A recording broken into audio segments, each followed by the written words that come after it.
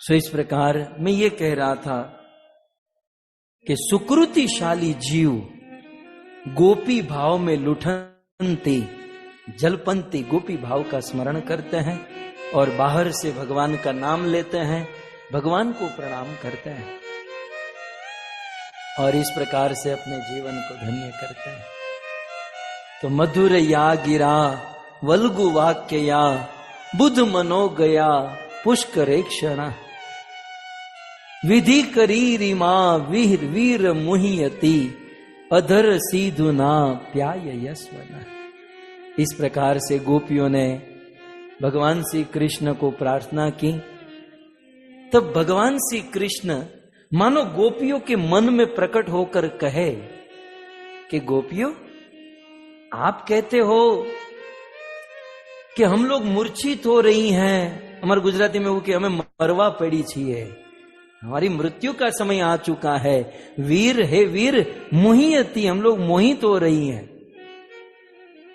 तो मानो भगवान श्री कृष्ण कहे कि मोहित ही हो रही हो ना, मर कहां रही हो, और तुम दावा करती हो कि तुम मुझसे प्रेम करती हो, मुझे तो ऐसा नहीं लगता। मानो भगवान ऐसा कहे, गोपियों आप ऐसा कहती हो कि तुम मुझसे प्रेम करती हो, गलत, मुझे तो प्रेम दिखाई नहीं देता। कैसे? एक कथा सुनिए। एक बार बहुत पुराने जमाने में एक राजा ने 5-7 लोगों को जेल में बंद कर दिया, कैद में, कारागार में बंद कर दिया। ये अंग्रेजों के जमाने की बात है, उस समय राजाओं के पास अथॉरिटी होती थी। तो राजा ने 5-7 लोगों को जेल में डाल दिया और रोज राजा उस 5-7 लोगों को अपने सामने हाजिर करवाते और राजा अपने आदमी के पास वो कोड़ा लेकर खड़ा करते और 2-5 कोड़ा जोर जोर से मारते और फिर राजा कहते, चलो तुमको हमारे प्रति प्रेम आया कि नहीं? वो ये बोलते कि नहीं, प्रेम नहीं, और कोड़े जोर जोर से मारते, तुमको हमारे प्रति प्रेम आया कि नहीं?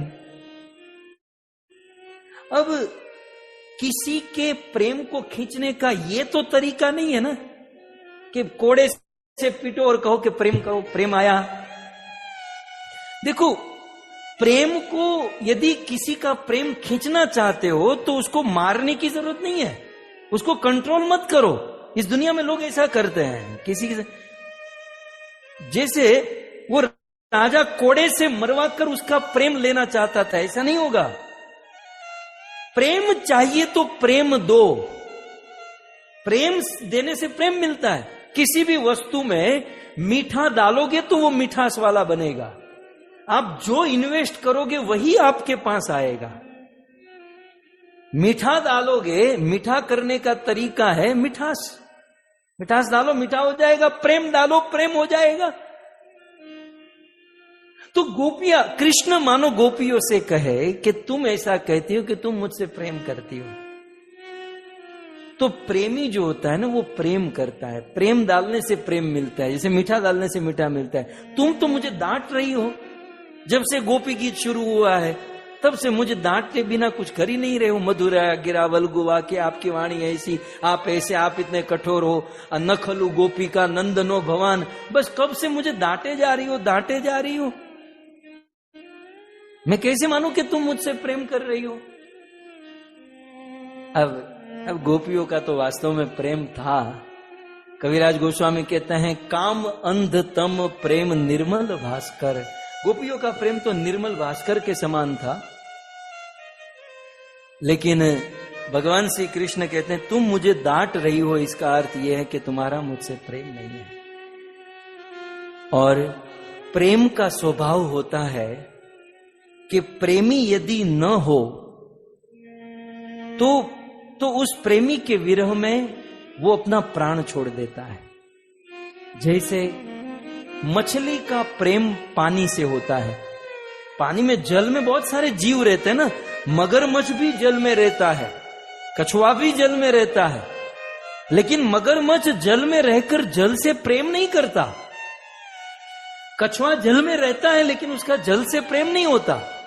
लेकिन हां, मछली जल में रहती है लेकिन मछली का जल से प्रेम होता है। क्यों? क्योंकि मगर बिना जल के जी सकता है, कछुआ बिना जल के जी सकता है, लेकिन मछली आप जैसे ही जल से दूर कर दो वो छटपटा कर मर जाती है। तो मछली का प्रेम जैसे जल से होता है और उसे जल से दूर कर दो तो वो मर जाती है। और गोपियों, तुम ऐसा दावा कर रही हो कि तुम मुझसे प्रेम करती हो और मैं तुमको छोड़कर चला गया तो तुम लोग मर जानी चाहिए, तुम जीवित क्यों हो? इसका अर्थ यह है कि तुम मुझसे प्रेम नहीं करते। तब गोपियां अगला श्लोक कहती हैं, कृष्ण कृष्ण हम तो कब की मर गई होती, आपके विरह में हम कब की मर गई होती, लेकिन आपके विरह में हमको जिला रही है तो वो है आपकी कथा। हम अभी यहां जीवित बैठी है तो कृष्ण आपकी कथा को सुनकर, आपकी कथा का श्रवण करके। तव कथामृतम तप्त जीवनम कविभिरीडितम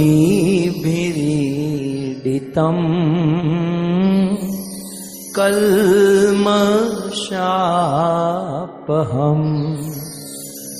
श्रवणमंगलम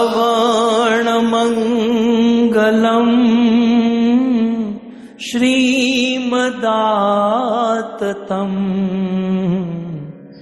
श्रवणमंगलम श्रीमदाततम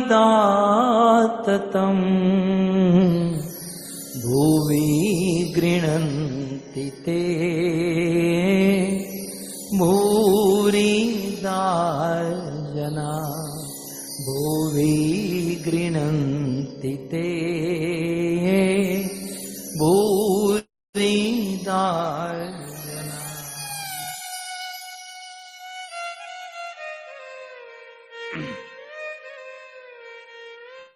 हे कृष्ण, कृष्ण आपके विरह में आपकी कथा हमें जिला रही है। तव कथा अमृतम, हम मरे जाने वाली गोपियों को अमृत प्रदान करती है कृष्ण। तव कथा, आपकी कथा, आपकी कथा सुन सुनकर दिन बिता रही है, समय काट रही है। वैसे इस श्लोक के लिए तो मुझे लगभग 3-4 दिन चाहिए। ये श्लोक ये तो 7 दिन की कथा ही कर देंगे इस एक श्लोक के ऊपर। बहुत बड़ा श्लोक है ये। इसी श्लोक से तो चैतन्य महाप्रभु राजा प्रताप रुद्र को गले मिले थे। राजा है तो क्या हो गया, महाप्रभु ने कहा मैं उसका चेहरा नहीं देखूंगा, मेरे लिए राजा वाजा कोई नहीं। लेकिन राजा प्रताप रुद्र ने जब यह श्लोक गाया, महाप्रभु दौड़कर आलिंगन किए, धन्य हो, और गाओ और गाओ। मैं ज्यादा तो नहीं, लेकिन एक शब्द 2 शब्द आपके बीच में थोड़ा सेलिब्रेट करूं। गोपिया कहती है तव कथा अमृतम, कृष्ण आपकी कथा अमृत के समान है। और तप्त जीवनम, इसके ऊपर मैं कुछ बोलना चाहता हूं कि हे कृष्ण, आपकी कथा तप्त, दग्ध, दुखी लोगों को जीवन प्रदान करती है। तप्त जीवनम, दुखी जीव को सुखी बना देती है आपकी कथा। मैं आपको एक प्रश्न पूछूं, इस दुनिया में वास्तविक दुख क्या है? इस दुनिया में वास्तविक दुख का कारण क्या है? इस दुनिया में वास्तविक दुख का कारण है कृष्ण से दूर हो जाना। That's all. जो व्यक्ति जितना अधिक कृष्ण से दूर होगा वो व्यक्ति उतना अधिक दुखी होगा, चाहे उसके पास धन का ढेर क्यों ना हो, उनके पास दुनिया की सारी उपलब्धि क्यों ना हो। इस तात्विक बात यह है, कृष्ण से जितना दूर उतना दुख ज्यादा, कृष्ण से जितनी निकटता उतना दुख कम, सुख ज्यादा। सीधी बात है। क्योंकि हम लोग बार बार सुनते आए, कृष्ण कौन? आनंद कन। कृष्ण कौन? सच्चित आनंद घन। कृष्ण कौन? जो आनंद सिंधु सुख राशि। कृष्ण कौन? नंद घेर आनंद भयो, जो साक्षात आनंद की मूर्ति है। उस आनंद से आप जितना दूर होगे, स्वाभाविक है, सीधा सीधा हिसाब है, कृष्ण से जितना अधिक दूर उतना अधिक दुख। That's all.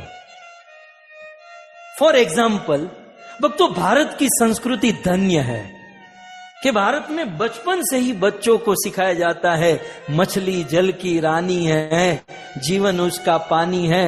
बचपन से ये संस्कार भारत के लोगों में है, लेकिन बस इसको ठीक जगह पर इस्तेमाल करना है। अब मछली जल की रानी है, जीवन उसका पानी, और वही मछली पकाकर खा जाए, तो ये तो ठीक नहीं है ना। जैसे मछली का वास्तविक दुख क्या है, सब लोग जानते हैं। मछली का वास्तविक दुख पानी से दूर हो जाना। That's all. मछली जितना अधिक पानी से दूर होगी उतना अधिक दुखी होगी। अब आप कहो पानी से दूर करके मछली को झूले पर झुलाया, चलो झूले पर झुलाएंगे, उसको रसगुल्ला खिलाएंगे, बहुत बड़ी एलसीडी टीवी के सामने उनको थिएटर में बिठाएंगे। पानी से दूर करके मछली को आप कुछ भी दे दो, वह दुख घटेगा नहीं, बढ़ते जाएगा कुछ, क्योंकि मछली का स्वरूपगत स्वभाव, मछली का स्वरूप है पानी के निकट रहना, पानी के साथ रहना। ठीक उसी प्रकार जीवात्मा का स्वरूपगत स्वभाव है कृष्ण के साथ रहना। मछली पानी से दूर हुई तो दुखी, वैसे जीव जितना कृष्ण से दूर होगा उतना अधिक दुखी होगा, और ये जीव कृष्ण से जितना निकट आएगा उतना अधिक सुखी होगा। ये सीधा हिसाब है। तब अंतिम प्रश्न यह है कि भाई कृष्ण से दूर हम हो चुके हैं इसलिए दुखी है, तो फिर कृष्ण से निकट कैसे जाया जाए? कृष्ण से निकट जाने का तरीका क्या है? तब गोपियां कहती है, तव कथामृतम तप्त जीवनम। हे कृष्ण, कृष्ण आपसे निकट आने का वैसे तो बहुत सारे तरीके हैं, 64 अंग है ना भक्ति के, लेकिन कृष्ण से निकट जाने का सबसे सरल, सुगम और सबसे उत्तम उपाय वो है कृष्ण कथा।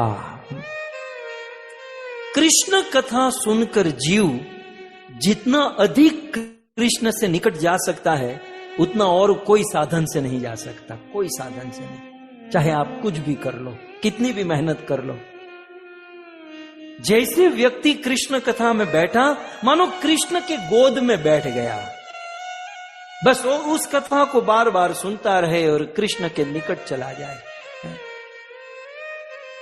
सो हे कृष्ण, हम तो मर गई होती, लेकिन तव कथामृतम तप्त जीवन, आपकी कथा चला रही है। क्या क्या एक एक बातें गोपी है, तो गोपियों का शब्द है ना। फिर दूसरी लाइन में श्रवण मंगलम, श्रवण मात्रैक मंगलम, ये आपकी कथा जो है ना, श्रवण करने मात्र से मंगल कर देती है।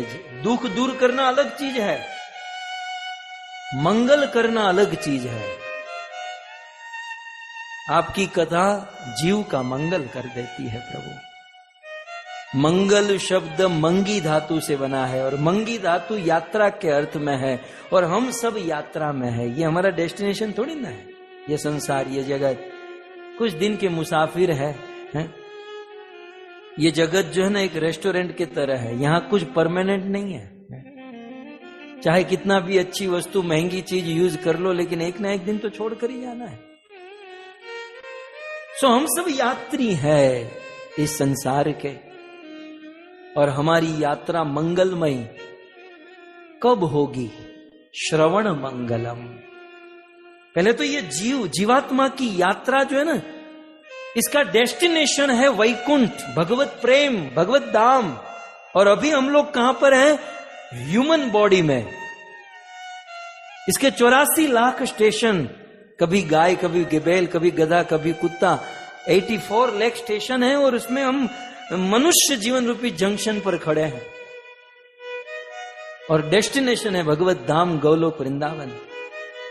तो यहां से लेकर भगवत प्रेम, भगवत धाम की यात्रा मंगलमय कब मानी जाएगी? मुंबई से दिल्ली जाना हो, हमारा तो पहले का रोज का अनुभव था कि आप मुंबई से ट्रेन में बैठो तो अनाउंसमेंट होती है कि यात्रियों से निवेदन है, समय हो चुका है, अपना अपना सीट ग्रहण कर ले और यात्रियों की कामना, यात्रा मंगलमय हो, ऐसी कामना करते हैं। तो ऐसी प्रार्थना करते हैं भारत में। लेकिन मुंबई से दिल्ली की यात्रा मंगलमय कब मानी जाएगी? उसमें 3 चीज होगी तब, उसमें से एक भी कम होगा तो वो मंगल नहीं है। मुंबई से दिल्ली की यात्रा मंगलमय कब मानी जाएगी? एक तो मुंबई से दिल्ली जाने निकले तो वो दिल्ली जाए, भारत की ट्रेन का कोई भरोसा नहीं है। फरीदाबाद भी जाकर ले जाए या कहीं महाराष्ट्र में कहीं और घुसा दे, भारत की ट्रेन है भाई। एक तो डेस्टिनेशन पर जानी चाहिए, दूसरा टाइम टू टाइम पहुंचनी चाहिए, सुबह 7 बजे का टाइम है तो 7 बजे पहुंचे, और तीसरा मुंबई से दिल्ली की जो जर्नी है उसमें कोई कष्ट नहीं होना चाहिए। ये 3 चीज होगी तो यात्रा कंप्लीट मंगलमय मानी जाएगी। हम सब यात्रा में हैं और हमारी यात्रा डेस्टिनेशन भगवत प्रेम, भगवत धाम गोलोक वृंदावन। और हमारे जीवात्मा की यात्रा मंगलमय कब मानी जाएगी? एक तो इसी जीवन में, इसी मरने के बाद हम भगवत प्रेम, भगवत धाम को प्राप्त करें। दूसरा, कहीं नरक फरक और कहीं न जाकर भगवान के धाम वैकुंठ में, डेस्टिनेशन में जाए। और तीसरा, यहां से भगवत प्रेम, भगवत धाम की जो जर्नी है उसमें कोई रुकावट न हो, कोई विघ्न न हो, कोई कष्ट न हो। यदि हम चाहते हैं कि हमारी ऐसी मंगलमय यात्रा हो तो क्या करना चाहिए? गोपियां कहती हैं, श्रवण मंगलम श्रीमदाततम भुवि गृह्णन्ति ते भूरिदा। इस प्रकार से भगवत कथा की असीम अपरिसीम महिमा है। गोपियों का गीत तो अमर है भक्तों। गाने वाले गाते रह गए, कहने वाले कहते रह गए, सुनने वाले सुनते रह गए, लेकिन आज तक इसका कोई पार नहीं पा पाए। मैं भी चला था परिचय देने के लिए, ठीक से इसका परिचय इस 5 दिनों में केवल 2 श्लोक का हमने केवल परिचय दिया कि भाई ऐसा ऐसा 2 चीज है, और आप लोगों ने बड़े धैर्य से इसका श्रवण किया। सो आप सभी भक्तों का भूरी भूरी धन्यवाद। मुझे कोई पूछ रहा था, खैर फिर कभी, लेकिन आप सब भक्त बड़े भाव से, बड़ी श्रद्धा से इस कथा का श्रवण किए। आप सभी भक्तों को भूरी भूरी धन्यवाद। जैसे गोपियां कहती हैं श्रवण मंगलम, वैसे आप सबकी भक्तिमय जीवन की मंगल कामना करते हुए, और जैसे गोपियों ने कथा का आश्रय लेकर अपने आप को जीवित रखा, ठीक उसी प्रकार श्रील प्रभुपाद जी की कृपा से, गुरुदेव की कृपा से हम सब ने भी कथा का आश्रय लिया है, और इस कथा के आश्रय में ही हम जी रहे हैं। बस इस कथा से हमें गोपी भाव अंदर से बढ़ाना है और बाहर से संख्या पूर्वक नाम गान हरि नाम को बढ़ाना है। यदि ये जीवन में उतर गया तो हमारी ये कथा गोपी गीत परिचय भाग 2 ये हम सफल मानेंगे। मैं बारंबार धन्यवाद दूं आप सभी भक्तों को कि आप सब भक्त बहुत समय निकाल कर, आप सबका समय बड़ा कीमती होता है, फिर भी आप उसे निकाल कर आते हैं, कथा सुनते हैं, हमारा उत्साह बढ़ाते हैं। हालांकि मुझे कुछ बोलने नहीं आता, मैं कोई स्वरूपगत वक्ता नहीं हूं, मैं कोई इतना प्रचारक, हमारी 21 पीढ़ी में किसी ने ये नहीं किया, लेकिन हम कर रहे हैं क्योंकि आप सुन रहे हैं, आपका प्रेम है, तो हम मजबूर होते हैं इसमें बहुत सारी त्रुटियां है ही, होगी नहीं, है ही, होती है। कलयुगी जीव, कलयुगी बुद्धि, ये चमड़े की जीव है। लेकिन उन त्रुटियों को न देखकर केवल सार और गुण को ग्रहण कीजिए। इसलिए मैं आचार्यों को आगे रखता हूं, आचार्यों की टीका आपके सामने रखता हूं, फिर बोलता हूं शायद गलती हो जाए, तो मूल तो आपके पास रहेगा और इसे संजो कर रखिए और जीवन को धन्य कीजिए। सो धन्यवाद आप सभी भक्तों का, क्योंकि आज आप लोग भी बोलने वाले हैं, हम भी सुनने वाले हैं, आप भी अपना भाव प्रस्तुत करेंगे। सो धन्यवाद। और विशेष धन्यवाद इस कथा के आयोजक हमारे अमेरिका न्यूयॉर्क निवासी रसिक भाई भावना माता। भावना माता की बड़ी इच्छा थी कि हमारे लड्डू गोपाल का नामकरण किया जाए, तो क्योंकि हमारी ये कथा गोपी गीत के इस श्लोक में हुई है, तो ये तो मेरा सौभाग्य होगा कि आपने मुझे लड्डू गोपाल का नामकरण करने के लिए निवेदन किया था कुछ समय पहले।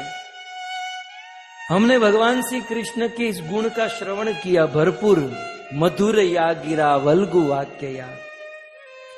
इसलिए हम आपके लड्डू गोपाल का नामकरण करके आज इस कथा का विराम करेंगे।